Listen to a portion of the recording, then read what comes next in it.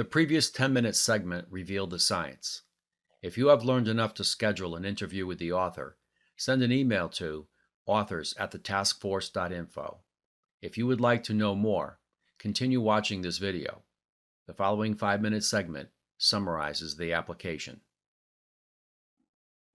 We have concluded free nations are going broke because of the scam. Leaders and legislators followed the science and applied spring theory as a supposed remedy to social problems. The following real-life examples demonstrate the application of spring theory by government. Consider the problem of low academic performance. According to spring theory, students would perform admirably but for social hindrances. Therefore, build newer buildings, purchase student-friendly equipment, increase the number of teachers and their salaries, require additional training, standardize testing, and require administrators to attain national benchmarks. The likelihood of success? 0%. Consider the problem of crime and the prison population. According to spring theory, human beings would perform admirably if not for social hindrances. Therefore, we should mentor troubled youth, send them to boot camp, legislate second chances, give a fresh start at 21, and allow inmates to socialize and form cliques in prison. The likelihood of success? 0%. Consider the problem of the growing lower class. According to spring theory, human beings would perform admirably if not for social hindrances. Therefore, we should subsidize food, housing, and medical care, give tax deductions, and award rebates for families in need. The likelihood of success? 0%. Applying spring theory to social problems has made all of them worse. Consider the evidence. Troubled youth plus spring theory equals more crime. Broken cities plus spring theory equals worse conditions. Academic performance plus spring theory equals lower scores. Help the poor plus spring theory equals more people are poor. Broken homes plus spring theory equals more broken homes. The accumulative effect of 70 years of applying spring theory is a social decay and runaway debt of America and free nations worldwide. The world debt is expected to exceed $100 trillion in just a dozen years. We must retire spring theory and apply gravity theory if we are to save our civilization from otherwise certain collapse. Spring theory advocates mean well. They are attempting to free citizens that are supposedly being held back and down by the burdens of society cast upon them. Speaking metaphorically, spring theorists believe the natural human spring would propel citizens upward if not for social ills that are compressing the spring. Believing that human beings are predisposed to perform admirably, spring theory advocates assume that making citizens comfortable can only facilitate the elevation process. Making citizens comfortable is analogous to creating a flat surface from which citizens can do what they are predisposed to do, perform admirably. Unfortunately, they are wrong. Discovering how emotions work reveals that the only thing human beings do is resolve discomfort. Therefore, if government should make citizens comfortable, they will become complacent and lazy. In short, citizens will perform poorly if they are made comfortable by government. The problem is not removing social hindrances per se. Government can remove roadblocks to success. However, in the process of making it easier for citizens to succeed, government must be careful not to make citizens comfortable. The familiar terms minimum standards of comfort and entitlement programs verify that America has been easing the discomfort of citizens for decades. In summary, nations are going broke because governments are making citizens comfortable in the process of removing roadblocks to success. For nations to flourish long term, governments must help citizens properly. They must create an environment that satisfies two criteria. One, after any help is given by government, in clearing a path to success, citizens must be left uncomfortable. And two, citizens must have to perform admirably to resolve their discomfort. In short, for nations to survive and flourish long term, their governments must retire spring theory and apply gravity theory exclusively and properly when addressing their social problems. According to gravity theory, human beings are singularly motivated, just as every other species. The one thing, the only thing human beings do is resolve discomfort. As such, if a nation is to survive and flourish long term, it must adhere to the following 5 axioms. 1. Social programs must be designed, advertised, and administered according to gravity theory.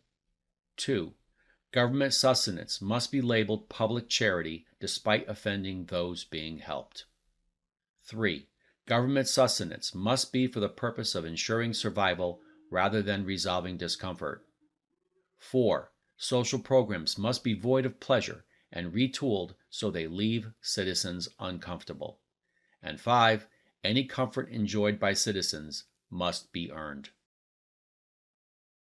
The previous 5-minute segment summarized the application. If you have learned enough to schedule an interview with the author, send an email to authors@thetaskforce.info. If you would like to know more, continue watching this video. The next 4-minute segment summarizes the solution. The psychology and counseling scam reveals why nations are going broke and what we must do to avert economic collapse and social implosion. In the 1960s through 1980s, the psychology and counseling scam caused the world to adopt the wrong theory of human nature. Called spring theory, it was applied to social problems, making them ever broader and deeper to the point of bankrupting nations. We now know that gravity theory explains the motivation behind human decisions and behavior. To avert fiscal collapse and social destruction, we must apply gravity theory to social problems immediately. The solution is simple, but there is a roadblock.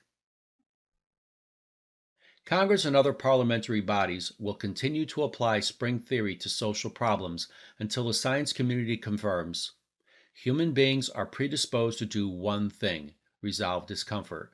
Gravity theory explains the motivation behind human decisions and behavior.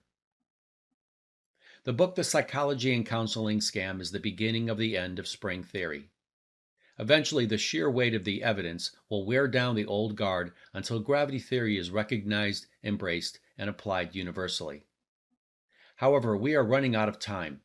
To effect change quickly, we must gain the cooperation of the American Psychological Association, the APA, and we must do so immediately. Why do we need the cooperation of the APA? Consider the following facts. The American Psychological Association was formed in 1892 to represent new psychology. Although today there are chapters in most countries, the USA-based APA is the largest governing body of psychology in the world. The APA makes the rules, determines the list of recognized diseases, conditions, and maladies, and establishes treatment protocol. The APA sets the education curriculum and certification criteria for colleges and universities. The APA grants master's and doctoral status to graduates and then supervises their activities. The APA works with insurance companies in establishing coverable conditions. The APA partners with manufacturers in developing the latest drugs. The APA advises the states in regulating the activity of therapists counseling patients. And the APA lobbies Congress for money for research and to expand the influence and acceptance of psychology and its practitioners. It should be noted that the APA serves as the chief marketing agent for its industry. Milk producers, orange growers, drug manufacturers, and psychologists are a few examples of special interest groups that have marketers and lobbyists working on their behalf.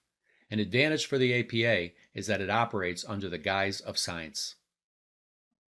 We can conclude that, for all practical purposes, the APA controls the science known as psychology. Unfortunately, we cannot expect the APA to perform admirably and make the verification and adoption of gravity theory a priority, even though doing so will save our civilization. Why? The admission of guilt, acknowledgement of failure, being upstaged by work done outside their exclusive community, and the anticipation of many changes makes choosing the option to cooperate an uncomfortable proposition.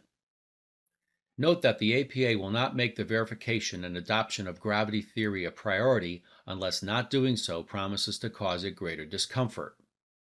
Consequently, we must be sure the APA will experience greater discomfort if it chooses not to verify and help establish gravity theory.